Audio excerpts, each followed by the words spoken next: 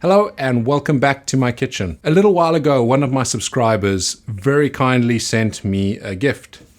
It's this book here, Fiery Ferments, and it's given me so many cool ideas that I'm hopefully going to be using for the remainder of this year, but especially next year.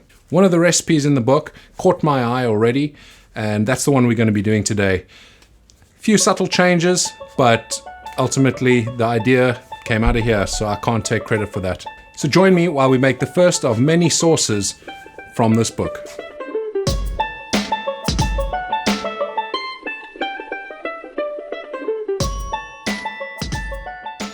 So it is a pepper sauce, so the very first thing we need are some peppers. These have just been picked fresh from my greenhouse. We have two varieties here. We have our Pepperdew, and we have the smaller ones here, which are Numex Bailey Pecan. When I was in the greenhouse, I tried one of the Numex Bailey Pecan because I thought I just want to see what sort of heat we're working with here. The type of sauce I'm making today is going to be a medium heat. I tried one of them and wow, that's a hot pepper. If you are growing these, go and give one a try and let me know in the comments below what you think. I know that the Pepperdews aren't that hot. They have a bit of spice to them, but they aren't terribly hot, but they have a fantastic flavor. So we're going to be adding those to the Numex Bailey Pecan. And let's have a look at the other ingredient. This one here is what caught my eye when I looked at this recipe in the book. And that is coffee grounds. So these are freshly ground coffee grounds. We're going to stick it inside a coffee filter and we're going to tie it up, and that's going to go into the bottom of our fermenting jar. So it's about a tablespoon and a half that's in there. I'm thinking a little bit more. I haven't tried a sauce with coffee grounds in it before. It sounded interesting to me, so learn with me while I find out what it's going to taste like. So we're just going to tie this off. Just got a bit of yarn here.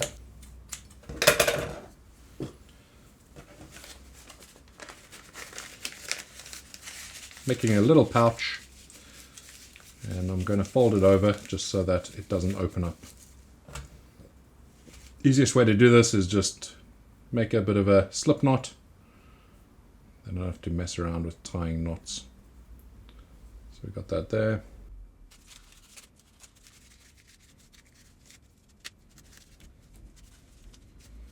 Okay, so just tie that off. We're not going to be doing anything fancy with this. This is literally going to be going into the bottom of this jar. I'll just cut off the excess string. And that goes into the bottom. So there we go. We put the coffee bag inside the jar, and we're just going to put that aside for the moment while we prepare the peppers. We're going to be using the Ninja blender again today. What we're going to do is we're going to take the peppers and put them directly into the blending jug.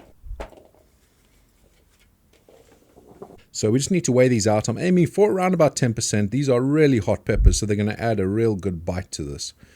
We have 25 grams of these Bailey pecans, and that'll add a decent amount of heat. And that's going to go with the 250 grams of the Pepperdews. So that means we have a total of 275 grams of the peppers, which means we need about 2 to 3% salt. So that's just north of 5.5 grams.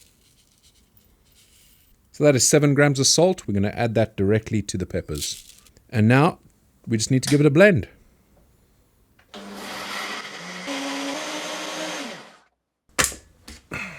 So that there has been nicely pureed, ready to go into the jar and get fermented.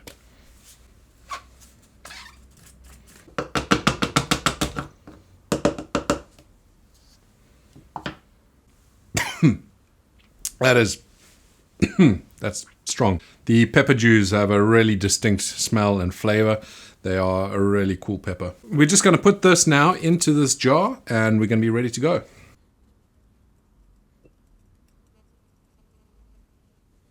So I'm just going to try and get rid of as much of the bits around the lid. Just helps the process, especially when it's at this stage. You don't want anything on the edges because that's just going to attract bacteria, mold, that sort of thing. So until this fermentation actually really kicks in, you want to just keep it all clean around the edges. And now we just need to get this on, and we're going to get some brine into here, or some water, just so we can help the bubbler do its job. This is just a brine solution I have made up, so it helps with the bubbler to keep the bad stuff out. So we're going to come back to this in about another 2 weeks, and the sauce will be ready to go.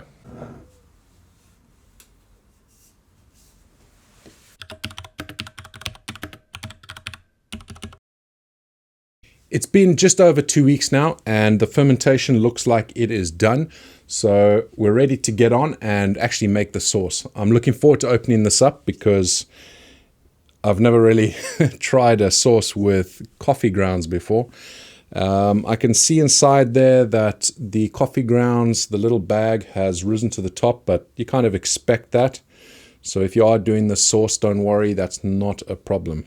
I'm really excited to get this open. I want to see what it looks like inside, and I want to smell it.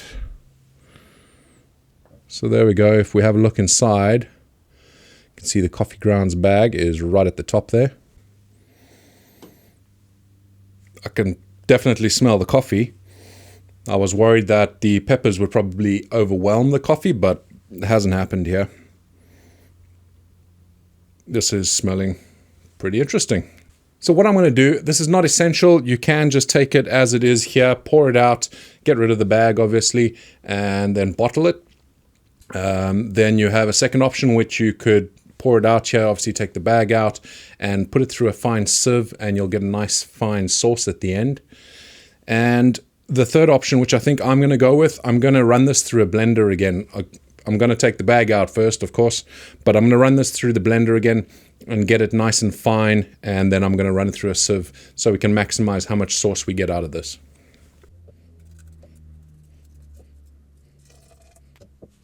Don't want to touch it. I don't think I'm going to really have much of a choice here.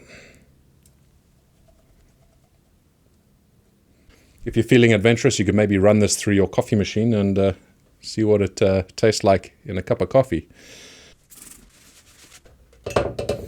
So this was just a small batch because I just wanted to test this sauce. We'll see how it tastes, and I might be making a bigger batch at some point.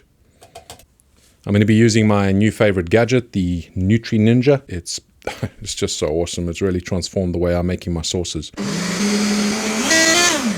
It's blended up now. Let's sieve it through and put it into a bottle. We're going to be using a plain old sieve.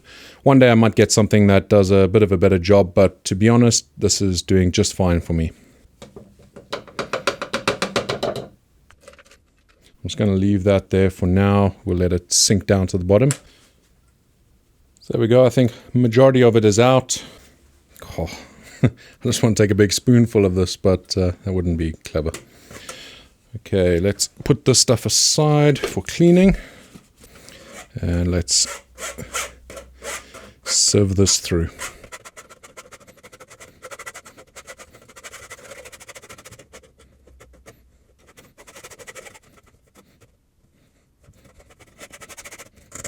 So there we go, that's the leftover bits. I'm going to put that to one side right now after I've scraped out the bottom.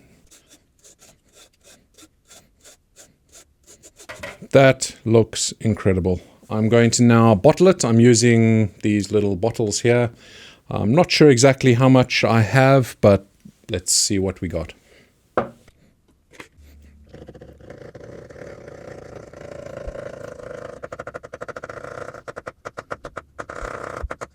There we have it. The sauce is now bottled and we're almost done. There's only one more thing to do, and that's to give it a taste test. I'm just going to have what's left on the spoon here. There's quite a bit on there, but I want to get a good taste of this, see what it's like.